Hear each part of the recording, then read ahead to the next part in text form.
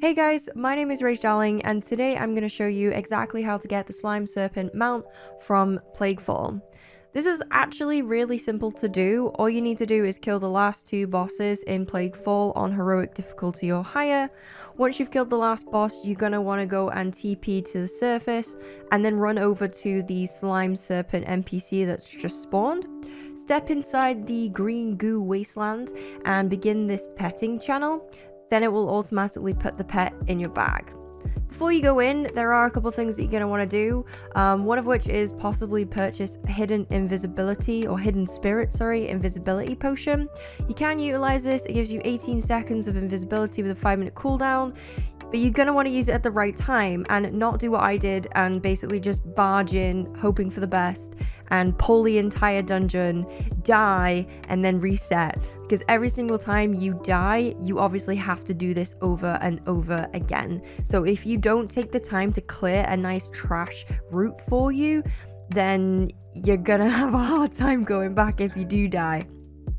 So on stream, I actually drew this map with the help from my viewers, so if you want to use it, I recommend sort of pausing here or following me through over the next 5 minutes as I'm going to take you through Plaguefall step by step. I will hold your hand, okay?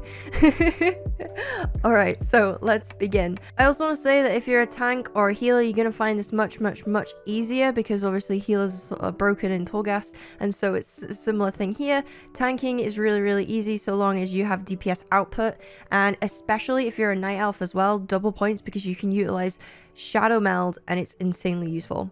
So the first thing you're going to want to do is head straight through this mushroom, this little opening in the middle. Don't worry about those 2 packs that you've just pulled. You're going to utilize shadow meld or an invisibility potion to drop the aggro in a second. You're going to run straight through this fella and you're going to keep to the right hand side of all the slimes, and you're going to want to make sure that you avoid the boss on the left hand side as much as possible.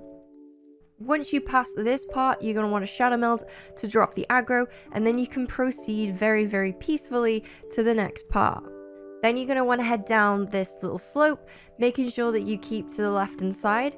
There is one little sleeping bird here, and you are unfortunately going to pull him unless you can stealth or invis across. I thought that because he was sleeping that he would have avoided me, but he didn't. Fortunately, he's very easy to kill. I know he's an elite, but at this point, man, like, you know, we're all doing Castle now through normal clears and heroic clears. Like, I think we have the gear to be able to do this. I didn't believe in myself at first, which is why I'm saying this, but believe in yourself and your DPS output. For reference, whenever I do Castle now through heroic on a single target, I output about 2.5k DPS. So if you are someone that knows your DPS output, that will give you a rough idea of kind of what is not required, but like what is a good starting point. I also have about, I think, 55k health resting or something like that. So as long as your stuff is similar around there, if you're a tank, then you should find this really simple. So once you've killed this bird, you're going to want to again hug the left hand side of the wall. You can see on the right hand side of the screen there's that little guy that's patrolling in the river, and basically he's an asshole, and you just need to wait for him to do his little pattern patrol to go like over there and then go back again. You can risk it and kind of like jump straight through, but what I do is that I hug the left hand side even more, so I don't even cross over to the island. A really great thing with being a demon hunter is movement. And so I found this part incredibly easy, but I could also utilize my Venthyr teleport because I think that I'm like the only demon hunter vengeance in the world that plays Venthyr. But you know, for this in particular, it's really good because I get to use the teleport, and you'll see later on how my other Venthyr ability really helps me. Okay, once you've done this, you want to head down to the path in the middle. There's not much here to really avoid. You're gonna get hit by the tentacles, you just need to keep running basically. But at this point, shadow meld should be off cooldown if you used it back then, because it's only a 2-minute cooldown. So make your way down to this platform and hit shadow meld. Don't worry if you're still in combat, because those little things, they will kind of like stay there until they explode. It's really weird. So bear in mind that if you have any health potions, or maybe even pop meta at that point, or pop your defensives, because if those guys don't die in time before you're obviously gonna die. This is me being really confused about that, and then chat telling me actually they don't despawn until they die. So there's that. You won't want to do this now, but it is worth noting, and I kind of hope that you have this already before entering Plaguefall, but it's useful to bring armor kits, weapon oils, obviously food, and elixir. I wouldn't put it on now like I am, because if you die, obviously your food buff resets, but luckily I didn't die from here until the end. It was only at the very start where I messed up and died. But definitely pop all of your stuff before you engage with the boss. I didn't do it on the second boss, and the second boss is the hardest boss. So yeah, I would just make sure that you have like all of your stuff ready for the first boss, which is technically the third, but in this case it's the first boss. So have all of your stuff ready for you. So you want to hug the right wall like I did just then and proceed up the stairs. This point looks a little scary, but all you're doing is that you're gonna go over to that pack that's just where that grayish rock is, just by there. They're a really easy pack to kill, so you just knock them out and just carry on. Pooped myself at that point. That was kind of funny. So once you've knocked those guys out, all you're gonna want to do is kind of like walk around this big bone structure dump thing. You can pull the mob that's between like there and the right hand side. Like I'm pretty sure it's only a slime, it won't do you that much harm whatsoever, but I was really adamant that the less I kill the better. This part though, you're gonna want to clear the entire room obviously before engaging the boss. So these guys you need to keep an eye out for. What they do is that they will cast this and you need to kick it, because what happens is it will start like roping you up into a web, and obviously you're on your own, so it's like ICC 2.0 where if you get wrapped up in that little web, like you're not going anywhere. So make sure that you kick that. Okay, now you're here, congratulations, you can start doing the actual criteria for the mount. So I know this video is really long, so if you're still with me, I really appreciate it, and I hope that you've made it through without dying. Now we're going to engage the boss. So this boss is really simple. If you've done it before, you'll know what you're doing, but as you're doing it solo, it's really important that you quickly move your ass over to the assassins and just put some sort of damage on them so that they come out of their little hiding space. When she casts the stun, you need to pop some sort of defensive cooldown. So it's always stun and then assassininos. So always pop some sort of defensives. If you're a demon hunter, pop meta, put fiery brand on her. If you're a Venfir, add the sinful sinfully brand thing on her, which reduces the damage that she does by 40%. It's really, really, really useful. As well as you're a demon hunter, pop your sigils over on the parts where the assassins are kind of like sitting, because that is AoE damage and you don't necessarily have to keep jumping over to them like I was. I wish I kind of played with my sigils a lot longer. Similarly, if you've got any AoE abilities where you can pop things down, say for example like Starfall, I think, as a Moonkin. Forgive me if I'm wrong, I've never played Moonkin, but you know the ones where you can just put things down? You're gonna want to do those. So obviously the main takeaways from these is I found it easier to focus the ads and cleave the boss, because I don't output a lot of damage. I am a fiery brand build. I utilize soul cleave. I don't utilize spirit bomb, and I don't feel comfortable with spirit bomb or changing, which is why I didn't. And so I focused on the ads, and it was the exact same for the last boss as well. So I just made sure that when she was about to stun me, I popped meta, or I popped some sort of defensive, and I killed those assassins, or got them out of their hidey holes as soon as possible.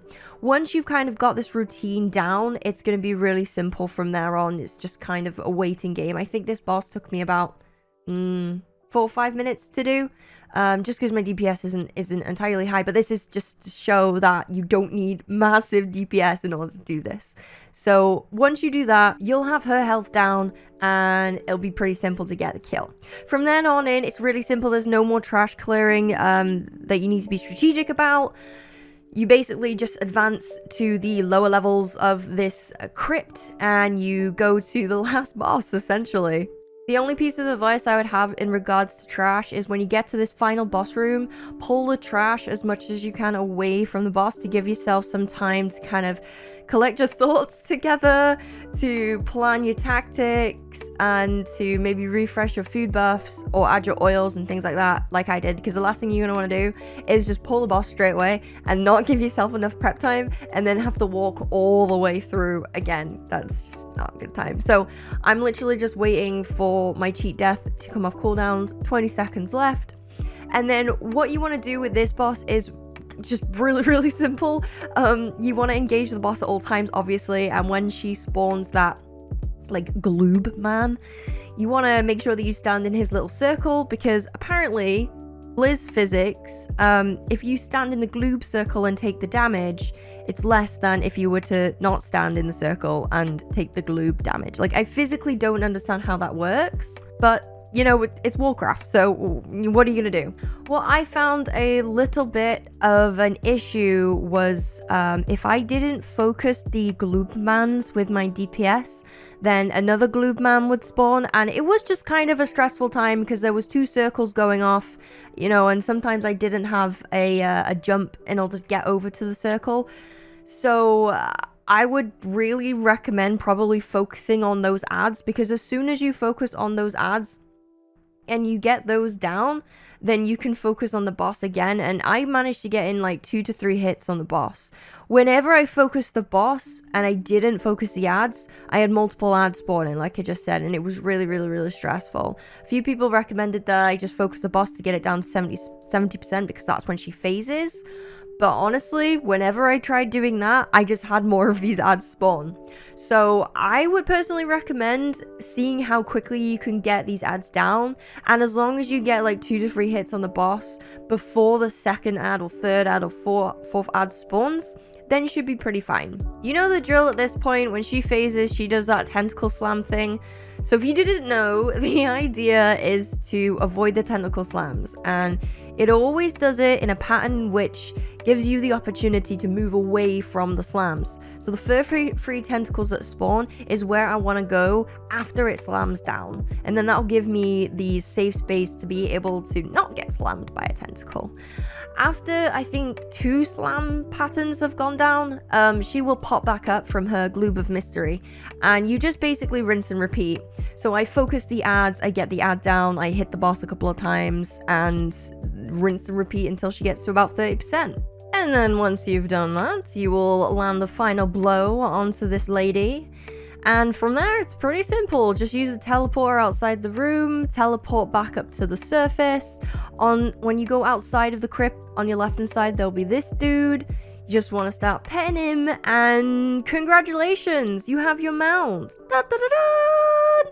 You can actually do this with 2 people, where player A is the most capable one out of the 2 of you, and player A basically enters the group with player B, but only player A goes and zones into Plaguefall. They clear the trash pack for you, or they clear a nice little area for you to walk, and then they down the first boss, which is the hardest boss to do. And then player A leaves and zones out of Plaguefall, and player B zones back in with a nice trash clean area and proceeds to the last boss and kills it.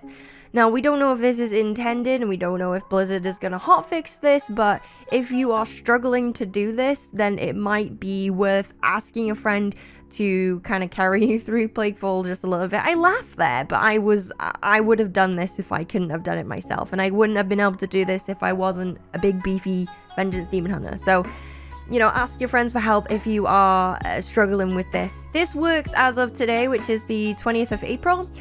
So if you are struggling, give this a go. And if you are on Argent Dawn, on the EU, and you are Alliance, I'm more than happy to help you out. Especially if you're a guild member as well. If you're struggling with this, just give me a message and I'll drag you through.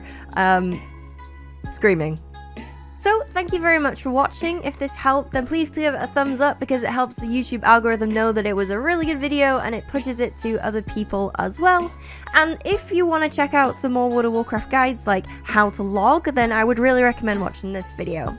Thank you so much for watching, and I'll catch you in the next one. Bye!